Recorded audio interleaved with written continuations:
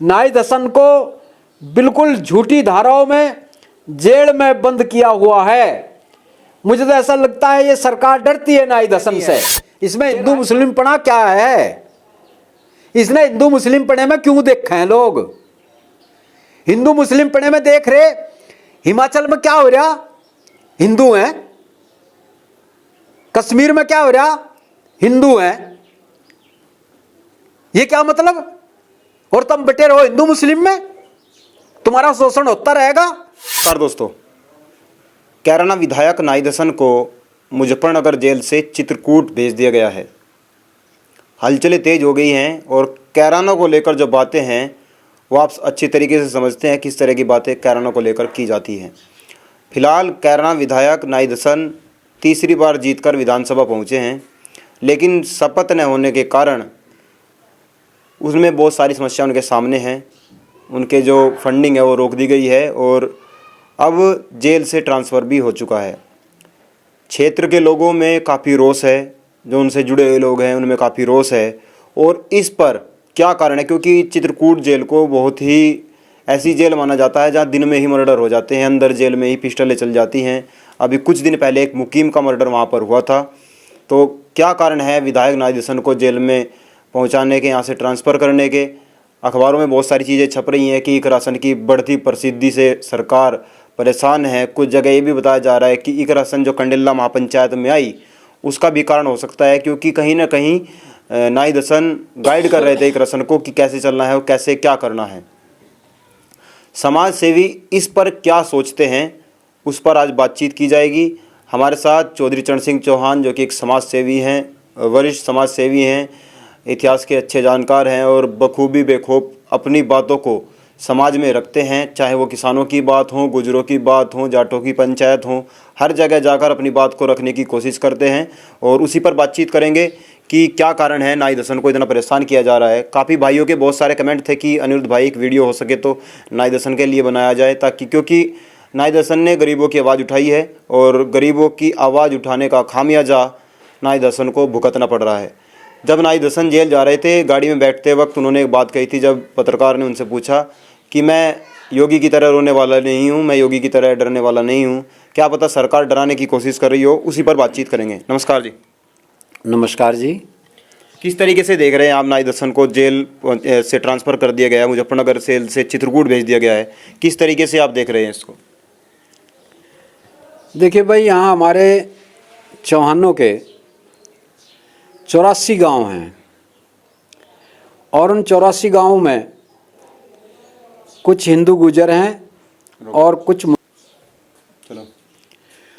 और मैं इस बात पे तो जाना नहीं चाहता कि मुसलमान कैसे बने, क्योंकि ये सब्जेक्ट लंबा हो जाएगा।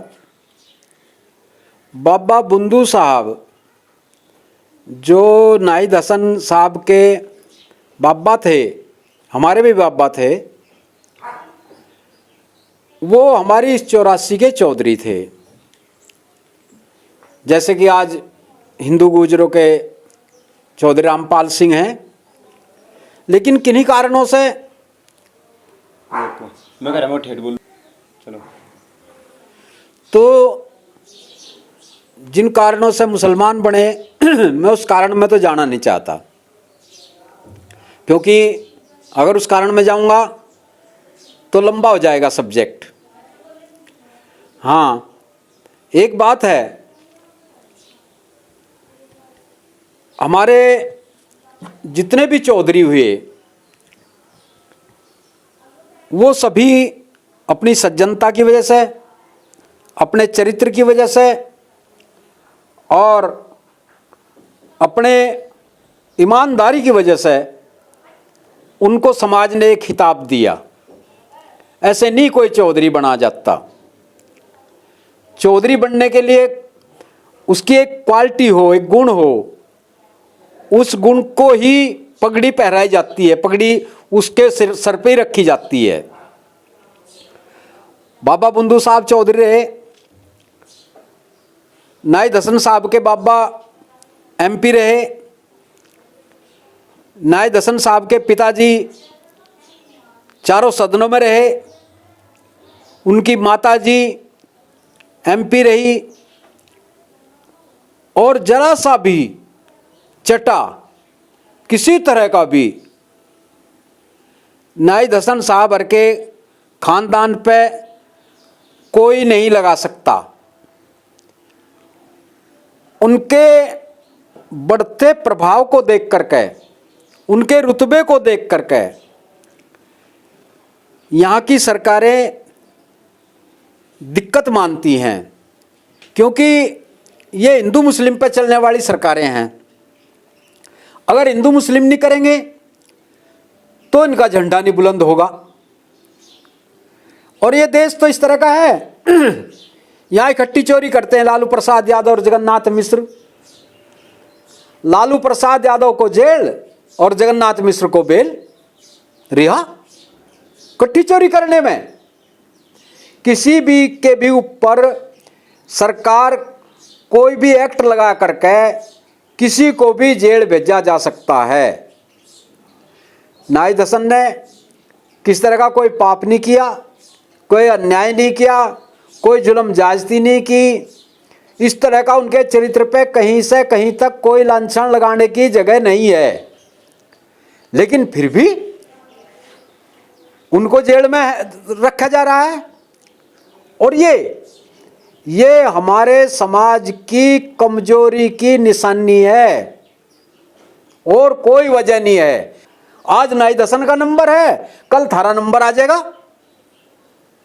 तो सारों ने हमने मिलके मतलब शोषण के खिलाफ सबने आवाज उठानी चाहिए। गलत बातों के खिलाफ हम सबने मिलकर आवाज उठानी चाहिए, चाहे कोई किसी भी पार्टी में हो। मूल्यों पर आधारित, सिद्धांतों पर आधारित बात करने से ही समाज आगे बढ़ता है। अगर मूल्य और सिद्धांत को खुंटी पर टांग दोगे तो आप भी खुंटी पे टंग जाओगे, कोई नहीं बचने का। सबका नंबर है इनकी लिस्ट में।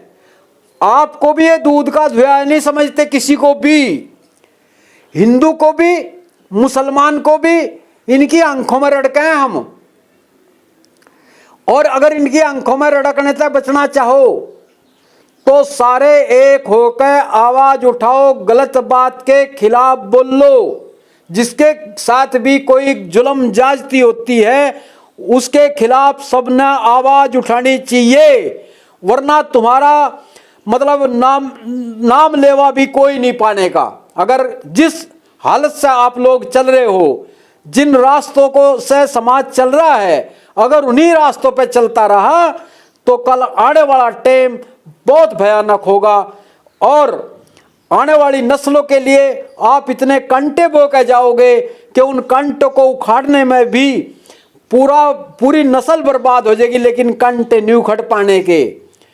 हम लोग कंटे बिछाने के लिए नहीं आए, हम लोग फूल बिछाने के लिए आए जीवन में, ताकि फूल खिलते रहें, कंटे ना हो फूल हो। जो कंटे बिछाने वाला तबका है उसको समझा जा सकता, आप ताकतवर लोग हो, लेकिन ताकत को भूल गए, हिंदू मुस्लिम हो गए रे। ये तो धर्म है। जब पानी को कोई वाटर कहे, कोई जल कहे, कोई नीर कहे, कोई कुछ और भी नाम लेता है और उसका स्वाद नहीं बदलता, तो अल्लाह को कोई राम कहे, कोई वाहेगुरु कहे, कोई खुदा कहे, कोई रब कहे, कोई कुछ और नाम से उसको पुकारे, तो वो ताकत नहीं बदल सकती। इसमें मतलब नफरत का कहाँ है मामला, नफरत क्यों पैदा कर दी गई? और जो नफरती चिंटू हैं उनकी पहचान कर लो, वो इधर भी हैं और उधर भी हैं। अगर आपने उनकी पहचान कर ली तो आपका जीवन सफल होगा, आने वाली नस्लों का भी आप जीवन सफल करते चले जाओगे। नाहिद हसन दोषी नहीं है। नाहिद हसन को बिल्कुल झूठी धाराओं में जेल में बंद किया हुआ है। मुझे तो ऐसा लगता है ये सरकार डरती है नाहिद हसन से कि नाहिद हसन का रुतबा ना बढ़ जावे और नाहिद हसन कोई इनके खिलाफ आवाज ना उठा पावे। उनको ऐसा कर दो ताकि वो कभी भी आवाज ना उठा पावे। ऐसा ही बाह्य आक्रांताओं ने किया था हमारे साथ, ऐसा ही आज हो रहा हमारे साथ बदलाव क्या आया? आज़ादी के बाद भी हम वहीं खड़े जहां आज़ादी से पहले खड़े थे। जब दूसरे देश के लोग यहाँ हुक्मरान थे तब भी हम इसी स्थिति में थे। आज भारत के लोग हुक्मरान हैं। हम प्रजातंत्र में भूल गए कि प्रजातंत्र में हमने कैसे जीना चाहिए। हम जब तीर तलवार थे तब राज थे हमारे बड़ों के। गुजरों के नाम पे गुजरिस्तान, गुजरावाड़ा, गुजरात, गुजरी भाषा, गुजरी राग, गुजरी गहने, अम्बाद खाप न अम्बाड़ा, लोर खाप लाहौर, चैंची खाप न चैंचान, रावल खाप रावल पिंडी। देश के देश, प्रदेश के प्रदेश हमारे बड़ों के नाम से आज भी मौजूद हैं। और जो हुक्मरान बने फिरते हैं उनके नाम पे कुछ भी नहीं है, लेकिन वो मालिक है, वो देश के मालिक बने फिरे। और जो मालिक थे वो घसियारे बने फिरे, वो मांगते फिरे हमें दियो जी, और उनकी गुलामी करें। हम तो ये कहना चाहते हैं ये गुलामी का अब क्या, राजस्थान में 3-4 बार सचिन पायलट की वो कर दी बेइज्जती। अब भी बहुत मुश्किल है, अब भी बहुत मुश्किल है अगर मुख्यमंत्री बनावे। उन्हें डर है कि इसको मुख्यमंत्री बना दिया तो अगली मांग शुरू हो जाएगी और ये सारा जुड़ जाएगा इसके साथ। ये जो भोला भाला समाज है ये सारा पायलट साहब के साथ जुड़ जाएगा। अगर पायलट साहब के साथ इस तरह से जुड़ गया तो इन लोगों ने खतरा है। कांग्रेस ने भी खतरा, बीजेपी ने भी खतरा। और बीजेपी कांग्रेस एक ही पार्टी को, अलग अलग पार्टी थोड़ा ही है। ये लोगों ने दिखती है अलग अलग पार्टी, एक ही पार्टी है बीजेपी और कांग्रेस। जहां तक बात हमारे यहाँ की 84 गांवों की है, हमारे दसाड़े में हुई हमारे चौधरी अजब सिंह साहब, इतने भले आदमी, इतने भले आदमी, इतने भले आदमी, लोग उनके मुंह की तरफ को देखते रहते थे। उनके चेहरे से झलकता थी वह भलाई। ऐसे थोड़ा चौधरी कहने लगे थे चौधरी अजब सिंह को, ऐसे थोड़े बाबू हुकम सिंह को इतना सम्मान मिला समाज में। उनके अंदर कुछ खूबियां थी, कुछ क्वालिटियां थी, तब समाज ने इतना सम्मान दिया। हिंदू मुस्लिम नहीं था ना, बाबू हुकम सिंह के दिमाग में हिंदू मुस्लिम था, ना चौधरी अजब सिंह के दिमाग में हिंदू मुस्लिम था, ना ही मतलब मनोवर हसन साहब के दिमाग में हिंदू मुस्लिम था। और आज हिंदू मुस्लिम पैदा कर दिया।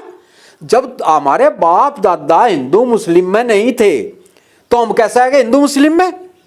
और हिंदू मुस्लिम में लेने वाला मतलब विचार कौन सा है? कल तो नहीं थे, कल हमारे बड़े तो नहीं हिंदू मुस्लिम में थे, फिर हम क्यों हो गए हिंदू मुस्लिम में? इसकी वजह क्या है? इसका कारण क्या है? और इसका निवारण क्या है? इसका निवारण ये है कि गलत फहमियों को दिमाग से बाहर कर दो। गलत फहमी में जीने से जीवन खराब होता है। धर्म क्या है? मैं धर्म पे नहीं जाना चाहता, लेकिन जिसके हृदय में प्रेम, दया और करुणा नहीं है वो धार्मिक नहीं हो सकता। कुछ लोग कह रहे हैं कि नाई दर्शन को इसलिए जेल भेजा गया है कि कहीं ना कहीं नाई दर्शन गाइड कर रहे हैं इकरासन को, और 2024 के चुनाव नज़दीक हैं तो सरकार में अब इकरासन को लेकर डर जो है बढ़ गया है। कहीं ऐसा ना हो जिस कारण पर भारतीय जनता पार्टी की सांसद हैं वो बदलकर कहीं इकरासन परिवार के पास, हसन परिवार के पास न चला जाए और इकरासन सांसद न बन जाए। हाँ, इनके दिमाग में होंगे इस तरह के कारण होंगे, क्योंकि डरता ही आदमी हमला करता है। जिससे डरता है आदमी उस पर हमला करता है, जिससे डरता नहीं उसको ऐसे छोड़ दे, कहने का अरे ये क्या है, ये तो क्या बिगाड़ देगा हमारा। लेकिन राजनीति में राजनीतिक लोग अगर राजनीतिक लोगों पर हमला करते हैं तो डरते ही करते हैं, ऐसे नहीं करता कोई हमला, ऐसे नहीं कोई उसको उसमें मतलब कुछ ना कुछ उससे डर जरूर है। बिल्कुल 100% बात है तो पक्की है कि कहीं ये कोई आवाज़ ना उठा दे, कोई इस तरह की बात ना बोल दे कि भाई सारा समाज एकजुट होकर के सारा समाज एक तरफा खड़ा हो जा। क्योंकि जनसंख्या भी तो बहुत है, उन्हें तो पता है कितनी जनसंख्या हमारी।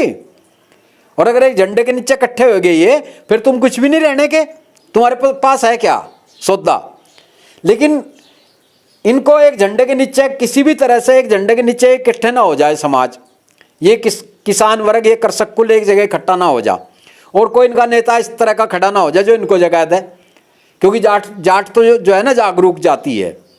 तो क्या इकरासन में है वो जो वो मतलब पावर होनी चाहिए, जो दिमाग होना चाहिए एकजुट करने का, क्या इकरासन कर सकती है? क्योंकि चारों तरफ से इकरासन को फुल सपोर्ट मिल रहा है। अब आपको क्या लगता है 2024 का जो चुनाव नज़दीक आ रहा है उसमें क्या इकरासन जीत सकती है? हाँ, इकरासन टैलेंटेड लड़की है, उसमें टैलेंट है, और वो प्रभाव छोड़ती है, जहाँ भी जाती है अपना प्रभाव छोड़ती है। हम कंडेला मंच पे थे साथ ही, वहाँ प्रभाव छोड़ के गई और मैंने उसके बहुत सारे भाषण सुने। जहाँ भी वो जाती है अपना एक इम्प्रेशन जो है ना वो छोड़ के जाती है। एक आसान में क्वालिटी है। रही टिकट की बात, टिकट तो अभी अंधेरे में है, किसको मिलेगा किसको नहीं मिलेगा ये तो अलग दूसरी बात है। लेकिन अगर उसको बढ़ाया जाएगा तो वास्तव में वो सफल लड़की है। ऐसी नहीं लड़की हो भाई कोई मतलब उसको रोक पाएगा, उसको रोक पाना मुश्किल है इकरा हसन को। हाँ, टैलेंटेड लड़की है वह। कुछ लोग जानबूझकर पुरानी बातों को जिंदा कर रहे हैं। कंडेला वेंडेला को जिंदा कर दिया, अपने चैनल के माध्यम से दिखाना चाहते हैं और फिर डिबेट को अलग अलग तरीके से लोगों के सामने रखते हैं। तो उनके पीछे क्या कारण है? वो कौन सा दिमाग काम कर रहा है उनके पीछे? वो सारे बीजेपी के संघी लोग हैं जो इस तरह की आवाज़ और कैमरे लियो फिर हैं, पत्रकार बन रहे हैं। पत्रकार से देखो मैं सारा दिन देख सको ना। वो तो वहाँ तक भी, राजस्थान तक भी पायलट साहब को गुज्जर नेता बनाने जा रहे थे, जो उनसे यहाँ कंडेला वंडेला याद करवाओ लोगों के। क्या क्या याद करवाओगे? अरे तुम्हें याद करवाना तो वो करवाओ जैसा बलिदान दिया, बलिदान दे रखा हमारे बड़ों ने, उसने याद करवाया क्या? दिखा तो कितना बड़ा ईमानदार आदमी है। ऐसे ही फालतू फंड की बात इनको उलझाना चाहता है जो आदमी है, रैड की बात करवाना चाहता है समाज में। रैड के बीज बोता फिर, रैड के बीज नहीं हम बोन देने के किसी तक भी, और किसी को इजाजत नहीं है यहाँ रैड कर देने की किसी को भी। हाँ, हमारी टीम खड़ी पूरी की पूरी, रैड करवाओ, देखा कौन करवा देगा। हमने पहले भी कह दिया था लड़ नहीं सकता गुज्जर आपस में, ना हिंदू गुज्जर मुसलमान गुज्जर को नहीं लड़ सकता कोई, कितने जोर लगा लो और पूरे जोर लगा लो। देखा क्या चिनगारी छोड़ छोड़ देख ली, नहीं हुए सफल। और ना होने देने के, ये काम तो हम होने ही नहीं देने के। अपनी आने वाली नस्लों से भी कह के मरेंगे कि तुमने आपस में हिंदू मुस्लिम वाले झगड़े पे नहीं लड़ना है, कतई कह के मरेंगे। हाँ, और हमने और मैं उन्हें सावधान करना चाहूँ, राकेश टिकैत तो कह रहे हैं अब बक्कल पैट दिए जाएंगे। हम सच्चे बक्कल पैट देंगे, बक्कल पाटने जाना है हम, और गोला लाठी दे के मकोड़ों के दरड़ पे घेर देंगे। वो भी जाने हम मकोड़ों के दरड़ पे घेरना, इतना अब है हमारे पे, और सच्चे बक्कल पैट देंगे। हाँ देखे, और पहचान हमने दोनों तरफों को पहचान है, एक तरफ ही नहीं। हमने उन लोगों की पूरी पहचान कर रखी जो इधर से भी हैं उधर से भी हैं। अभी जैले मोहन राव भागवत के नाम उसका, उसके दुर्ग गायक मौलवी के क्या अलवी अब्बासी क्या है वो, ये चाचा ताऊ के रिजवी ये चाचा ताऊ के सारे जाने हम इन्हें चैन का खून टेस्ट करा लो, एक ही ना पाया तो। ये बाहर की नस्ल है, हिंदुओं में भी है मुसलमानों में भी है। हाँ, ये सारे मुसलमानों ने एक तरफा करे, ये सारे हिंदुओं ने जोड़े हैं। सारे हिंदुओं ने कैसे जोड़ो भाई तुम? हैं, गीता पा जाओ आप, रामायण पा जाओ आप, जहां आना चाहो वहां आ जाओ। राणा लसन साहब ने सारी बात सिखा रखी मरते है, हम भूलने वाले नहीं है। हाँ, हो सका हमारे पे भी एक आधी कहीं रहेगी हो, कहीं अंधेरे में कोई बात, लेकिन हम सारी जाने हैं। राणा लसन साहब ने पढ़ा रखे हम। हाँ, उनके शिष्य हैं, चेले हैं हम राणा लसन साहब के, सारी जाना है। राणा लसन साहब के नाम लेते ही मुल्ला मौलवियों का नू लग जाके जनो कहाँ बैठ के जा। क्यों? क्योंकि वो जाने थे, उन्हें हदीस पढ़ी, उन्हें कुरान पढ़ी, हिफज कर रखी थी उन्होंने कुरान भी, उन्हें वेद पढ़े, उन्हें पुराण पढ़े, उन्हें बाइबल पढ़ी, उन्हें दुनिया की लाइब्रेरियों से बहुत सारी किताबें मंगा कर पढ़ी, तभी तो नहीं बोला जाता किसी को उनके सामने। जितना राणा लसन साहब का ज्ञान बढ़ेगा उतना ही ये एकजुट होगा। वो किताब हमारी आदर्श है, वो उस किताब से हमें सीखने को मिलता है। उस किताब के माध्यम से हमारे दिमाग में गलत फहमी पैदा हो रही हिंदू मुस्लिम वाली, वो बिल्कुल दूर हो जा। आरएसएस के बारे में भी उनका कोई व्याख्यान है, वो क्या कहते थे आरएसएस के बारे में? हम वहाँ कुरुक्षेत्र गए, हिस्ट्री कॉन्फ्रेंस 3 दिन चली हुआ, गुर्जर हिस्ट्री कॉन्फ्रेंस। तो बीजेपी में गृह राज्य मंत्री थे करनाल से, क्या नाम था उनका, स्वामी आईडी स्वामी करके, वो भी मंच पर बुला लिए इन्होंने। अब राणा लिसन साहब का नंबर आएगा बोलने का। राणा लिसन साहब कहने लगे, अगबे एक तो यहाँ भारत में आरएसएस है और एक पाकिस्तान में है आरएसएस, और मैं पाकिस्तान की आरएसएस का हूं।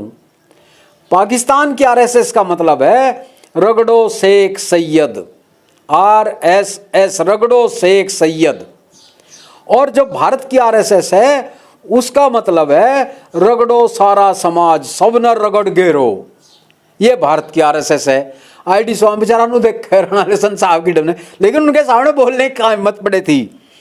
फिर पत्रकारों ने घेर ली राणा लिसन साहब। इलेक्ट्रॉनिक मीडिया वाले आए शाम के टाइम, जब मंच से उतरने लगे उन्हें क्वेश्चन करने शुरू कर दिए। जब हम कमरे पे गए अपने पे, राणा लिसन साहब कहने रहे कौन थे ये? मगर जी मीडिया वाले थे। अक्सर तुझे बता भी नहीं मीडिया वाले, जो मैं कुछ उक चूक बोल देता, मगर जी आपने कौन फंसा सके, आप किसके काबू में आने वाले हो? आपको तो कोई मतलब नजदीक भी नहीं आ सकता कोई। उनके बाद कोई मिला ऐसा शख्स जो ऐसी झलक लगी हो जिसमें राणा लिसन चौहान हो? हाँ मिले भाई। अविनाश काकड़े साहब महाराष्ट्र से हैं, और अविनाश काकड़े साहब, राणा लिसन साहब तो इतिहास के बारे में ही ज़्यादा जानते थे, साइंस के स्टूडेंट थे। लेकिन अविनाश काकड़े साहब ने एक दिन कहा उन ट्रेन में, वहाँ जब यादवों ने एक मीटिंग करा रखी थी सेक्टर 27 में नोएडा में, और उस मीटिंग से जब हम वापस जा रहे थे तो मैं कह रहा था, मैं कहा जी तो राणा लिसन साहब मिले थे जिनका और छोड़ नहीं पाया था, और आप में कितने राणा लिसन साहब समाये हुए हैं। अरे चल चल तू ऐसे ही बोलता रहता है। हाँ, काकड़े साहब का कोई जवाब नहीं है, लाजवाब। उनके सामने मतलब कोई नहीं टिक पाता। अजीब शख्सियत, उच्च कोटि के श्रेष्ठ महापुरुष, जो भी शब्द हैं वो सारे वो हैं उच्च कोटि का। उनका चरित्र, उनकी ईमानदारी, उनकी सच्चाई झलकती है, उनके चेहरे से ही झलकती है। हाँ, उनका व्यक्तित्व इतना ऊंचा है। आपके दोस्त ने कुछ बताया था उनके बारे में, क्या बताया था वो कुछ? किसने? आपके दोस्त हैं डॉक्टर गोविंद, उन्होंने कुछ कहा था, किसी ऐसे महापुरुष से तुलना करी काकड़े साहब की। हाँ करी होगी, डॉक्टर साहब बहुत विद्वान है डॉक्टर गोविंद, उनको बहुत पहचान है। वो तो आदमी को 1 मिनट में समझ ले, हमारे पे तो चूक भी हो जाए, उन पर नहीं चूक होती। डॉक्टर आगे दोबारा कृष्ण जी जो हैं पृथ्वी पर, हाँ कृष्ण जी वाली उपाधि, हाँ बिल्कुल बिल्कुल, दोबारा कृष्ण जी उपाधि, कृष्ण जी पृथ्वी पे आ गए। ये कह गए खंदरावली वाली मीटिंग में, काकड़े साहब को बुलाया था हमने खंदरावली, डॉक्टर साहब भी आए थे उसमें, डॉक्टर गोविंद साहब।